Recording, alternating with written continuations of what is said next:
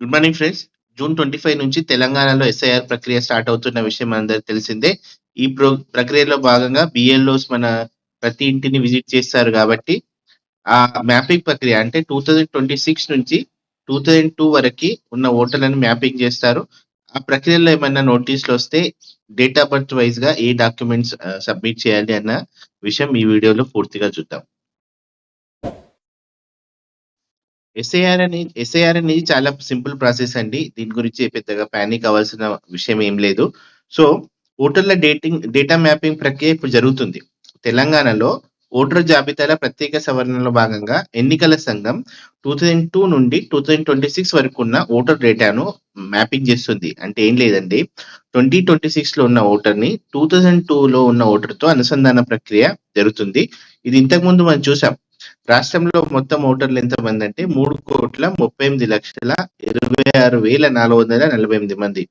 Mapping చేసుకున్నారు కొంతమంది. వాళ్ళవి 2,38,62,322 మంది. ఇంకా మ్యాపింగ్ కావాల్సిన వాళ్ళు దాదాపు 1,00,00,000కి దగ్గర ఉన్నారు. మ్యాపింగ్ అంటే మనం ఏం లేదు. 2026 ఓటర్ డేటాను గత ఓటర్ జాబితాలు, కుటుంబ వివరాలు, ఇతర రికార్డులతో లింక్ చేసి చూపించడం. అంటే 2026లో ఒక ఓటర్ ఉన్నాడు.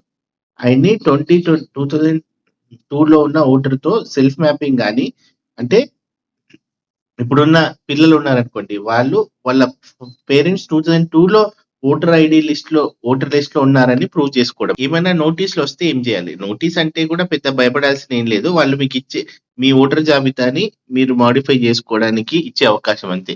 సో, 1987 జూలై 1 అంటే ఏం చేసిందంటే ఎలక్షన్ కమిషన్ అనేది కొన్ని డేట్స్ కట్ ఆఫ్ పెట్టుకుంది. అంటే ఈ ఈ డేట్ కంటే ముందు పుట్టిన వాళ్ళు ఏ డాక్యుమెంట్స్ ఇవ్వాలి, పర్టిక్యులర్ డేట్ ఆఫ్ బర్త్ మధ్యలో ఒక ఇయర్స్ మధ్యలో ఉంటే ఏం చేయాలి అన్న దాని మీద ఒక గైడ్‌లైన్స్ ఇచ్చింది. దాన్ని ఒకసారి చూద్దాం.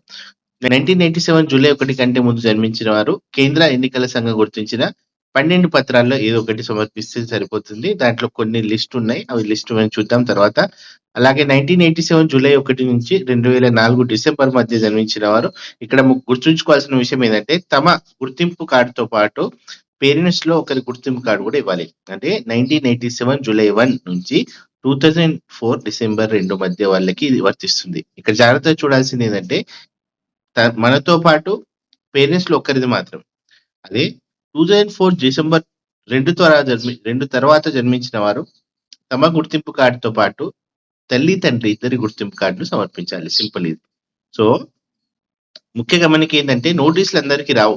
ఒకవేళ వివరాల్లో క్లారిటీ లేకపోతే డూప్లికేట్‌గా ఎంట్రీ అయ్యి ఉంటే అనుమానాస్పద వివరాలు లేదా మ్యాపింగ్‌లో సమస్యలు ఉన్న సందర్భాలు మాత్రమే నోటీసులు జారీ చేసే అవకాశం ఉంది. అంటే నోటీసులు వస్తే భయపడాల్సిన అవసరం లేదు. అవసరమైన పత్రాలు సమర్పించి వివరాలు ధృవీకరించుకోవాలి. అంటే మీకు ప్రైమరీ కాంటాక్ట్ బిఎల్ఓనే. సో, మీ బిఎల్ఓకి క్లారిటీ ఇస్తే వాళ్ళు మీకు రిలవెంట్‌గా మ్యాపింగ్ చేసేస్తే ఇంక ప్రాబ్లమ్ ఉండదనమాట. సో, నోటీసులొచ్చిన ఈ ఎస్ఐఆర్ మ్యాపింగ్ గురించి భయపడాల్సిన ఏం లేదు. అసలు ఇక్కడ జరుగుతున్న విషయం ఏం లేదు. అనర్హులైన అంటే కొంతమంది ఉన్నారు. వాళ్ళ స్టేట్స్‌లో ఓటేసుకుంటారు నేటివ్ స్టేట్‌లో. ఇక్కడొచ్చి బిజినెస్ చేస్తున్నప్పుడు ఇక్కడ ఓటేస్తారు. సో, అలాంటి డూప్లికేట్స్ ఓట్స్ రిమూవ్ చేయడం. అంటే అర్హులైన వాళ్ళకి కాకుండా అనర్హులైన ఓట్లను తీసేసే ప్రక్రియ ఎస్ఐఆర్ కాబట్టి మీకు అన్నీ రెగ్యులర్‌గా, క్లియర్‌గా ఉంటే భయపడాల్సిన అవసరం లేదు. ఒకవేళ అన్‌ఫార్చునేట్‌గా నోటీస్ వస్తే ఇలాంటి డాక్యుమెంట్స్ చూస్తే సరిపోతుంది. ఇంకా మీకు ఈసీఈలో ఇంకా స్పెసిఫిక్‌గా, క్లియర్‌గా డేటా ఉంది కాబట్టి మీరు అక్కడికెళ్ళి క్లారిటీగా చూసుకుంటే సరిపోతుంది. సో, ఇలాంటి ముఖ్య సమాచారం అందరికి హెల్ప్ అవుతుంది కాబట్టి షేర్ చేయండి. మరింత సమాచారం కోసం subscribe to my channel. Thank you very much.